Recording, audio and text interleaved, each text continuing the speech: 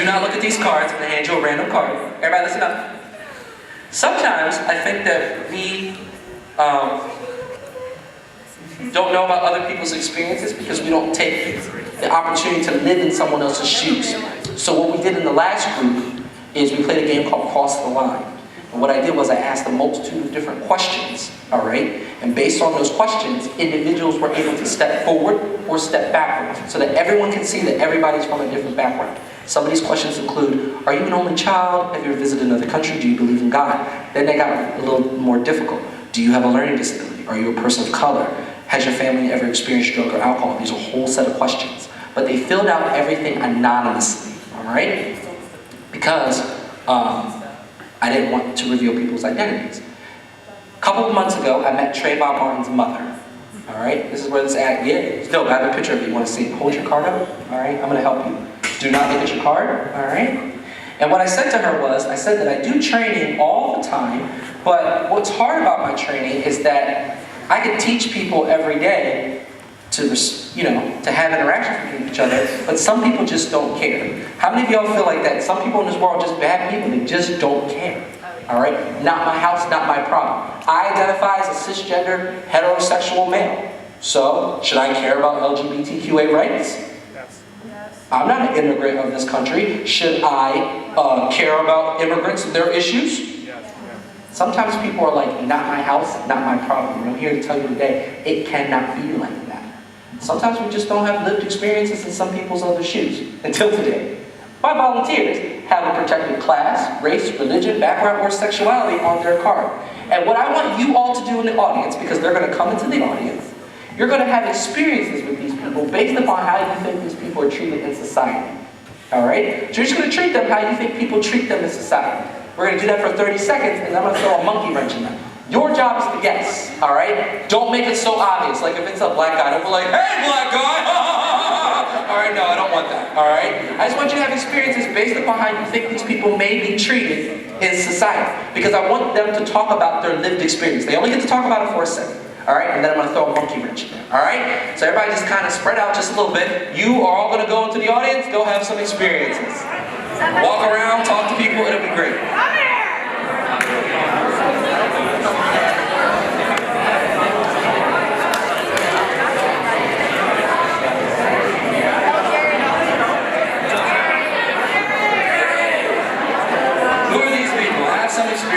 What's going on? What do they sound like? Who are they from? Interesting.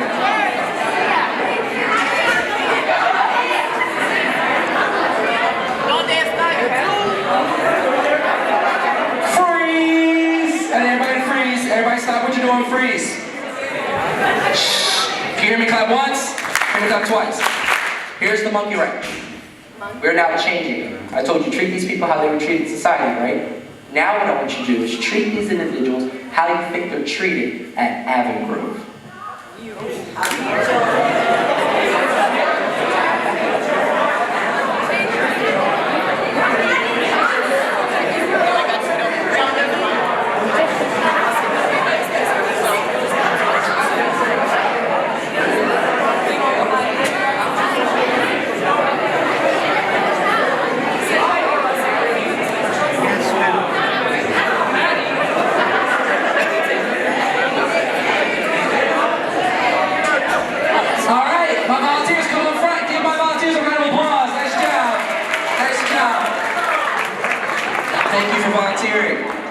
Alright, let's talk to some of these people. Who are they? What kind of experiences did they have? What did people say to them? And how did they treat them? My man, what's your name? I'm Matthew. Everybody say what's up, Matthew. Matthew, who do you think you were based on your card? Gay. You were probably gay. Listen, he was correct. Give him a round of applause.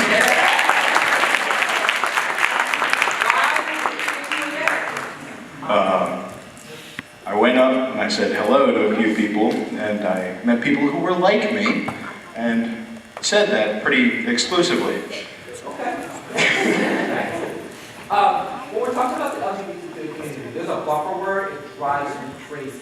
Usually, males who are confused about their masculinity and want to prove that they're a man's man, put this little buffer word in between before they compliment me. Everybody knows what this buffer word is? No? No? Oh! Alright. How many of your friends that say no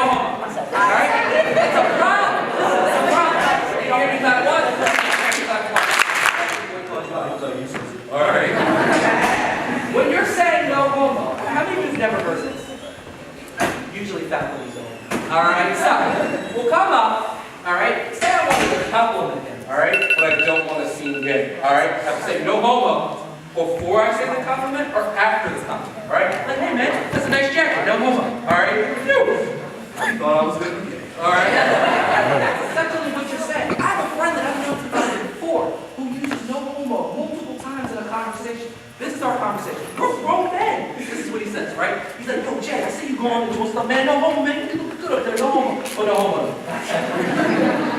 I'm like, dude, you're married, you have kids. I don't know. But what he's saying is, hey, I don't want to be associated with that type of group. So that word is used to divide individuals. How many of y'all know people who say the N-word? How many of y'all personally say the N-word? It's okay. Some people, it's like the same, no. What I'm saying is that for some individuals, it's okay. How many of you have parents that say the N-word? Or you say the N-word around your friends and it's acceptable? All right? I'm saying that the N-word, while a divisionary word, some people choose to accept it. There's a time and a place for everything. I have to code switch too, as Justin, all the time. When I'm with y'all, happy and energetic. Hey, what's going on, everybody? When I see my students, I work at Westchester University. I'm like, hey, what's going on? When I'm with my colleagues, I'm like, hey, how you doing? The president of the university walks by, I'm like, hello. It's a means of survival. Do you think I would go to Broad Street in North Philly on a Saturday morning at 1 a.m. and present myself like, hey, everybody, I'm Justin? You will get got. All right? I see you on Broad Street at 1 a.m. and you see me, you're like, hey, Justin, I'm probably going to grit on you. And keep it moving, all right? Words which is important. So for some people, the word N-word is offensive. It should be offensive to everyone. You have to understand that different cultures have different people, the word is acceptable. Just because you don't agree with it or someone else doesn't agree with it, doesn't make it okay or right. I personally, as Justin, do not say the N-word. I don't think it's okay. But it doesn't mean that if my friends say it, I'm like, hey, stop it, all right? You have to make your own principles for yourself. And as I said, there's a time and a place. Is school an appropriate time to say the N-word? No. In a job, is it an appropriate say the N-word? No. If my friends say, hey, what's up, my N, to me, do you think they go up to their bosses and say, hey, what's up, my N? It's not appropriate. So if you're saying it in school, it's not appropriate. It's not appropriate at any time. But you have to understand that some people, they say it with their parents, so why wouldn't they say it in school?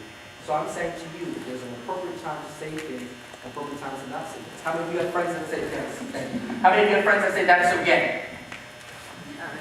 How many of you have friends that say, oh, that's so retarded? Raise your hand. We have to watch our word choices. Our words have power. Everybody close your eyes. Close your eyes. Close your eyes. Everybody.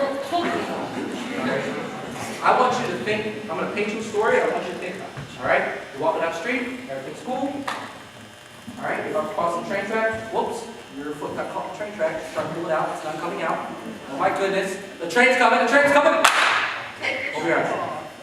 When I clap my hands, why did you go? Try to get a by the train before no, you haven't. The majority of you went like this. All right? Why? Your brain has an organ that retains feelings. And your feelings are connected to your experiences, things people said to you, and words.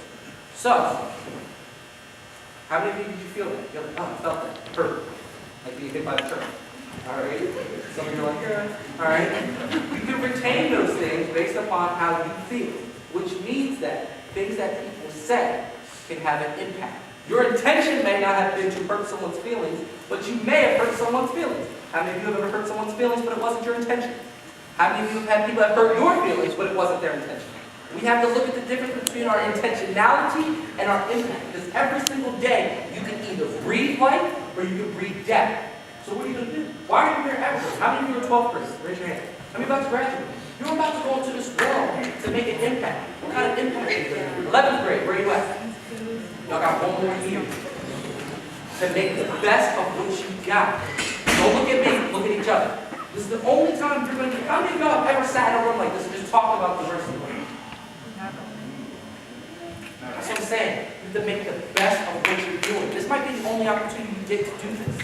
Alright? You gotta be able to have conversations with people who are different, people who look different, people who speak differently. Because some people might be having some really interesting lived experiences. What do you think was on your card? A black male. A black male! She's so scared. She's like, black male. Alright. would you do a black male?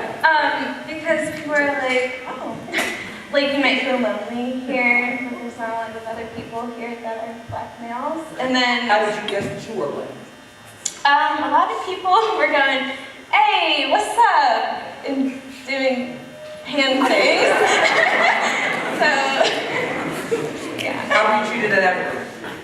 Just kind of like normal-ish, but just kind of lonely. So you felt lonely. Interesting. Give her a round of applause. Hey! When did you get the first card? Feminist. Feminist. How were you treated in society? I got called crazy. I'm gonna You got called crazy? Yeah. Wow. Interesting. How were you treated at Who Avon? called you crazy? How were you treated at Avon? I got called crazy. You still A got lot of crazy, yeah. Wow. I asked someone in my group, because you have to understand, we're like maybe 10 plus trainers a week all over the country.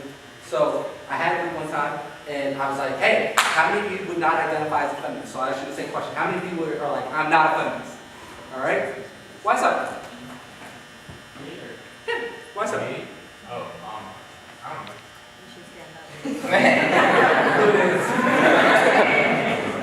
This woman in particular was like, Justin, I'm not a feminist because bras are just too expensive. What? She's like, I'm not going to be a feminist. I'm not going to be burning my bras down the street. You know how much a bra costs at Victoria's Secret? And I was like, no, because I didn't know. All right. Different eras of the feminist movement. Now, in the 20s, when the feminist movement started, it was an extreme time, so you probably would see women burning their bras. What could women do in the 20s? They couldn't vote. What else couldn't they do? Women, you could not buy land unless you were married and needed permission from your husband. Baby, imagine everything you had to do and could not do that if a man told you you could or could not do it. Right? Different time, different period. So, probably would see women burning their bras. Now, if you see a woman burning their bra in 2019, I mean, they're probably violating some type of health code, but, you know, different eras of the movement. Now, if I asked you in this room by show of hands, how many of you are for the equality of everyone? Raise your hand. Then congratulations. You would all be feminists. Up next, what do you think your card was? White male. White male. How are you treated in society? A lot of people like accepted me. They just kind of like, I just walked up to them and they just like shook my hand. They said, hey, how you doing? Wow. And it was just kind of a lot of people at once. It wasn't like, you know, I felt very accepted and didn't feel left How out. are you treated at Avon? Pretty much the same, not left No out. difference in your... No. What do y'all think about this? Who's that? White male, anything? Is that the lived experience? Because that wasn't the same as someone who was black male or a different person with the LGBTQ card. Yes, name. Name. Bobby Cosgrove. I went to the Civil Rights Museum down in Atlanta, Georgia. I don't know what politician, I don't know what his name was, but he said a relatively famous quote, racism today, racism tomorrow, racism forever or something. I like that. Did you enjoy your time at the museum? Okay. So, do you think that do you feel guilty about your experience versus other people? A little bit, yeah. Why? Because I'm automatically afforded so much more support from others, whereas those other groups of people aren't. Y'all think that this is how society is made up? Why do you think it's made up that way? Who said that? What'd you say? It's how it's always been. How it's always been. Is the system set up for everyone to be successful? No. Thank you. Round of applause for him. Who's next? Who's on your card? The white woman. White woman. How are you treated in society?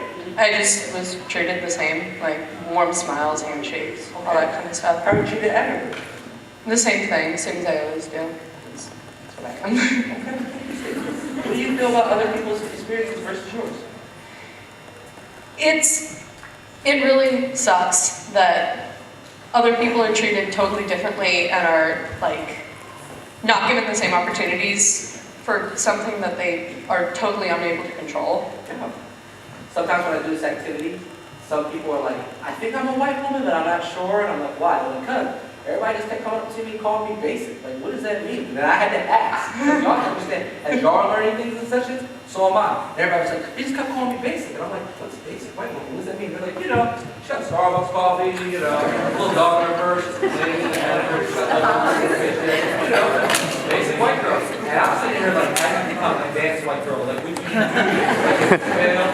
Like, intermediate white girl, I'm trying to figure this out. Then I asked a woman of color in the room, is there such thing as a basic woman of color? And they were all like, no. Alright. Here's my bigger question. Because when I asked the audience what that meant to be basic, they explained it to me. Where do we get off as a society for calling people basic? It's a common term. How many of you have heard this way? Look around the room. Don't look at me. Look around the room. I'm having you do this purposefully. Do you see anybody basic in here? Because when I look around the room, I see different races, sizes, physical appearances, ages, hair, no hair, lashes, color hair, alright, no hair, alright, so a multitude of different things. But yet, as a society, we have the ability to call someone else basic because everybody's doing the same thing. Now, what happens? What do we call those people who try to do things different? We call people crazy. We call them weird. So today, do you want to be basic or do you want to be weird? A little bit of both. Let's do a little bit. All right. Thank you. Give a round of applause.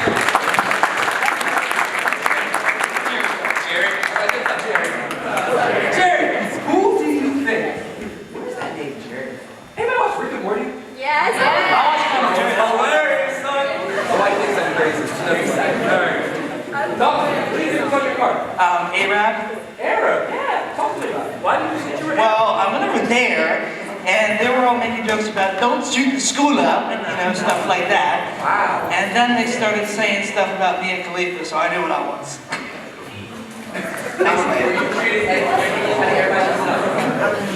Everybody else up. You can hear me clap once. Did everybody treat you different? How did you treat your athletes?